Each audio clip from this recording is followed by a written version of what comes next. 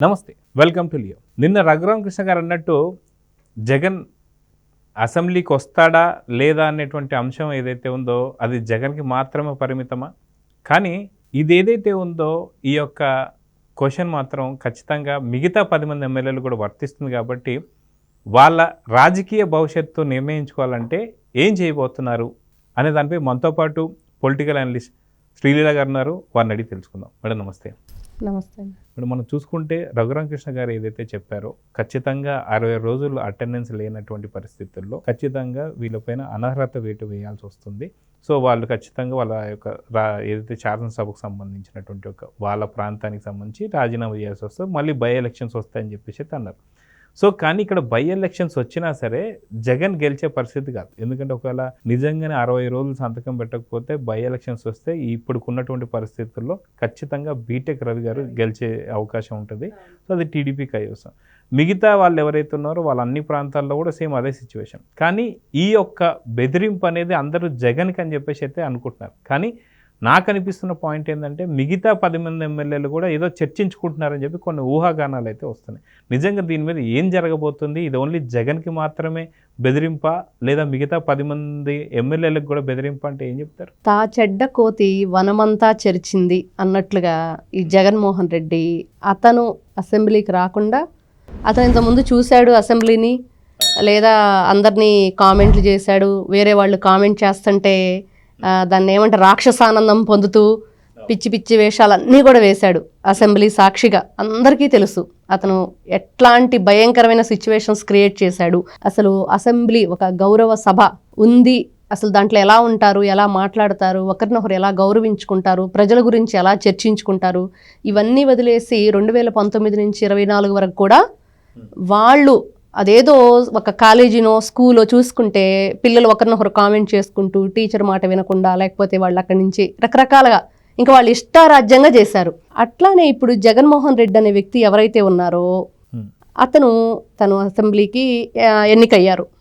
ప్రజలు గెలిపించుకున్నాడో మొత్తానికి చేశాడు తనతో పులివెందుల నుంచి. అయితే తర్వాత ఎవరైతే ఇతనికి తోడుగా ఇంకొక 10 మంది ఎమ్మెల్యేలు ఉన్నారో వాళ్ళు కూడా ఫస్ట్ టైం ఎమ్మెల్యే అయిన వాళ్ళు ఉంటారు, లేదా ఇంతవరకు అసలు అసెంబ్లీ అంటే ఏంటి, ఇప్పుడు ఫస్ట్ టైం ఎమ్మెల్యే అయిన వాళ్ళకి కొంత ట్రైనింగ్ ఇస్తారు. ఎలా అక్కడ ప్రజల గురించి చర్చించుకోవాలి, అసలు ఎలా ఉంటుంది, ఎలా నడుచుకోవాలి, ఎలా మాట్లాడాలి అనేది అవేవి కూడా వాళ్ళకి అసలు ఇతను చెడిపోయింది కాక వాళ్ళని కూడా చెడగొడుతూ ఇతను చేసిన పని ఏంటి అంటే, ఇప్పుడు నిన్ను ఎవరైతే ప్రజలు గెలిపించారో వాళ్ళ పక్షాన మాట్లాడకపోగా మాట్లాడే వాళ్ళను కూడా మాట్లాడకుండా చేస్తూ ఇతను వాళ్ళైనా మాట్లాడతారు వచ్చి వాళ్ళ ఉన్న అసెంబ్లీ నియోజకవర్గాల్లో వాళ్ళకేం సమస్యలు ఉన్నాయో. వీళ్ళు ఒకవేళ మాట్లాడకపోయినా రాష్ట్రంలో ఉంది చంద్రబాబు నాయుడు గారు.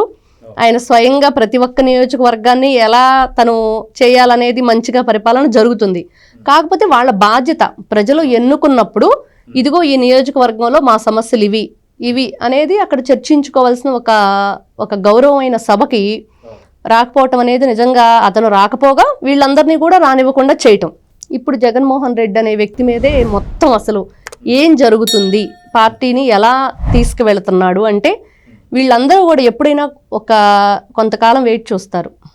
ఎంతసేపు అని కొన్ని రోజులు ఇంకా వెయిట్ చేద్దాం, ఇంకా ఇతను మారనప్పుడు అతనికి తోడు నీడయి ఆత్మ అయిన అన్నీ ఉండి అన్నీ తానై ఉన్న విజయసాయి రెడ్డి అనే వ్యక్తి ఈ రోజున పార్టీ విడిచిపెట్టి జగన్మోహన్ రెడ్డిని వదిలిపెట్టి వెళ్ళిపోయాడు. సజ్జల రామకృష్ణారెడ్డి సకల శాఖ మంత్రి అనే వ్యక్తి అతను ఆచూకీనే లేదు. అతని కొడుకు భార్గవరెడ్డి అతను ఏదైతే పోస్టింగ్లు పెట్టిచ్చేసి సోషల్ మీడియాలో ఒక చరిత్ర సృష్టించాడో, వర్రా రవీంద్రారెడ్డి అనే వ్యక్తిని అడ్డం పెట్టుకొని అందరూ కలిసి ఎట్లాంటి పోస్టులు మార్ఫింగ్లు అన్నీ చేశారో అతను అడ్రస్ లేకుండా వెళ్ళిపోయాడు. ఇవన్నీ చూస్తుంటే నెక్స్ట్ రామచంద్రారెడ్డి, పెద్దిరెడ్డి రామచంద్రారెడ్డి, ఇట్లా ఒక్కొక్కరిగా ఆల్రెడీ అసలు తల్లి చెల్లినే ఇతనికి వదిలేసి వెళ్ళిపోయిన వైనం.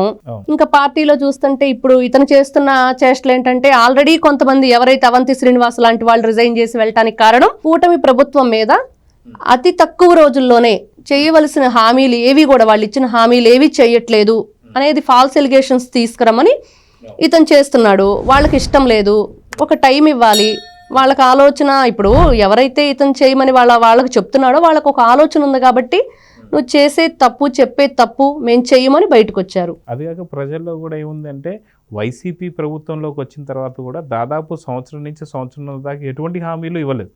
ఆయన వాళ్ళు అన్నది ఏదైతే ఉందో 1000 రూపాయలు పెంచుతామని చెప్పేసి అన్న పెన్షన్లకు సంబంధించి కూడా అది సంవత్సరానికి 250, 250, 250, 250 లాగా పెంచుకుంటూ వెళ్ళారు.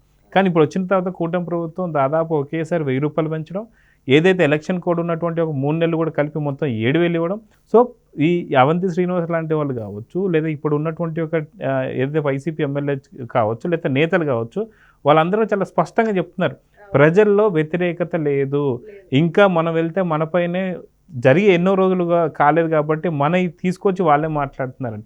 సో కానీ ఇవన్నీ జగన్కి అర్థం కావట్లేదు అనుకోవాలా. అదిగాక రఘురామకృష్ణ గారు అన్నట్టుగా 60 రోజులు సంతకాలు పెట్టకపోతే మీరు ఖచ్చితంగా మీరు అక్కడి నుంచి మళ్ళీ బై ఎలక్షన్స్ రావచ్చు అని చెప్పేసి అంటున్నారు. కాబట్టి ఆ 10 మంది భయపడి ఏం చేయబోతున్నారంటే ఏం చెప్తారు? ఖచ్చితంగా వాళ్ళైతే ఒకటే మాట మీద పార్టీకి రిజైన్ చేసి అయితే వెళ్ళిపోతారని స్పష్టంగా మనం చెప్పుకోవచ్చు. ఎవరైనా ఇప్పుడు ఇన్ని రోజులు కష్టపడి ఒక నియోజకవర్గానికి ఎమ్మెల్యే అవటం అంటే వాళ్ళు ఎన్ని సంవత్సరాల నుంచి ఆ కళ నెరవేర్చుకోవాలనుకున్నారో, ఇప్పుడు ఒక డ్రీమ్ ఉంటుంది. అలానే ఒక ఎమ్మెల్యే స్థాయికి వెళ్ళటం అంటే అది ఆషామాషి అయిన విషయం కాదు. జగన్మోహన్ రెడ్డి లాంటి వ్యక్తికి అతను ఏంటంటే మోసాలు చేసో దౌర్జన్యాలు చేసో ఒక సీఎం కొడుగ్గా, అంతకుముందు వాళ్ళ తండ్రి సీఎంగా ఉన్నాడు, ఈజీగా తనకి ఈజీ అయ్యి ఉండొచ్చు. కానీ ఎవరైతే ఇతనితో పాటు ఎమ్మెల్యేలుగా ఉన్నారో వాళ్ళందరికి కూడా అది ఒక డ్రీమ్లా ఉండొచ్చు. లేకపోతే వాళ్ళని ఎవరైతే ఓటు వేసి గెలిపించారో వాళ్ళందరూ కూడా ఒత్తిడైతే ఖచ్చితంగా ఉంటుంది.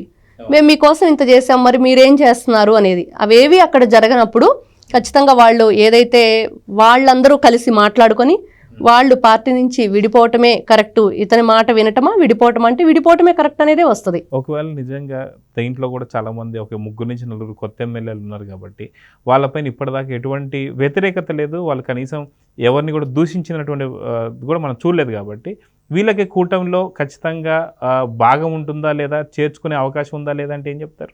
నిజంగా వాళ్ళ బ్యాక్గ్రౌండ్ ఏదైతే వాళ్ళు ఇంతకుముందు పార్టీకి సంబంధించిన కార్యకర్తలను కానివ్వండి, అక్కడ లోకల్గా ఉండే వాళ్ళని కానివ్వండి, ఎవరిని ఇబ్బంది పెట్టని పరిస్థితి ఉంటే కనుక ఖచ్చితంగా ఆహ్వానిస్తారు. ఇది ఉమ్మడి ఇప్పుడు కూటమి ప్రభుత్వంలో ఖచ్చితంగా ఆహ్వానిస్తారు, వాళ్ళకి మంచి భవిష్యత్తు ఉంటుంది. సో మొత్తానికి అతి తొందరలో రఘురామకృష్ణ గారు చేసినటువంటి ఒక వ్యాఖ్యలు మాత్రం అది జగన్కి సంబంధించింది కాదు, ఇది మిగతా 10 మందికి కూడా వర్తించుకొని వాళ్ళ రాజకీయ భవిష్యత్తు చూసుకొని ఖచ్చితంగా బయటకు వచ్చేటువంటి పరిస్థితి అయితే ఎంతవరకు ఉందంటే ఏం చెప్తారు? ఖచ్చితంగా వీళ్ళందరూ కూడా ఎంతో కష్టపడి ఎమ్మెల్యేగా గెలిచినప్పుడు ఇప్పుడు అతనికి అన్నీ తానై ప్రతి ఒక్కటి కూడా తోడు నీడగా ఉన్న ఇతను ఎవరైతే ఉన్నారో విజయసాయిరెడ్డి అనే వ్యక్తే బయటకు వచ్చేసాడు. ఇంకా అతని దగ్గర ఉండే ప్రసక్తి అయితే ఉండదండి. ఎమ్మెల్యేలు బయటకు రావటమే కరెక్ట్ అనేది వాళ్ళ నిర్ణయం. చూద్దాం మేడం, ఖచ్చితంగా మీరు అన్నట్టుగా ఆ మిగతా 10+1 ఒక జగన్ వదిలిపెడితే మిగతా 10 మంది ఎవరు ఉన్నారో ఒకళ్ళిద్దరి మీద కేసులు అవి ఉన్నాయి కాబట్టి వాళ్ళ భవిష్యత్తు తెలియదు. కానీ మిగతా 5 నుంచి 6 ఒక పెద్ద బిగ్ నెంబర్తోనే బయటికి రావచ్చు అని చెప్పి అయితే కొంత వార్తలు అయితే వస్తున్నాయి. సో చూద్దాం ఏం జరగబోతుంది. నమస్తే. Please subscribe to Leo news for more videos.